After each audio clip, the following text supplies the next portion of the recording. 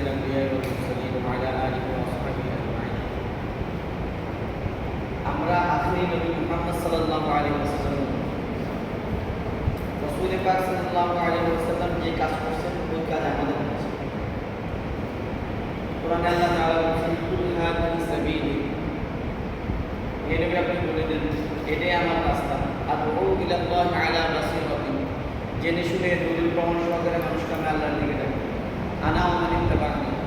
এটা যেরকম আমি নবী মুহাম্মদ সাল্লাল্লাহু আলাইহি ওয়াসাল্লাম বলেন আমাদের এই এলাকায় কি জুলুম অত্যাচার অন্যায় অশ্লীলতা থাকবে? কখনোই থাকবে না। অতএব আমরা যে কজন আছি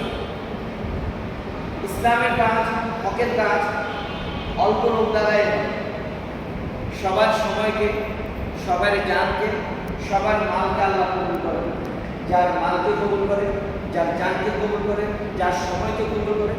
আল্লাহ তাআলা তাকে দ্বীনের কাজে লাগার সুযোগ দেন তার অর্থ দ্বীনের কাজে লাগে তার সময় দ্বীনের কাজে লাগে তার কথা দ্বীনের কাজে লাগে তার চিন্তা চেতনা দ্বীনের কাজে লাগে তো আমার একটা কথা আমার একটা চিন্তা চেতনা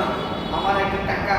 আমার একটা সময় যদি দ্বীনের কাজে লেগে যায় আল্লাহর জন্য লেগে যায় তাহলে আমার একটা সৌভাগ্য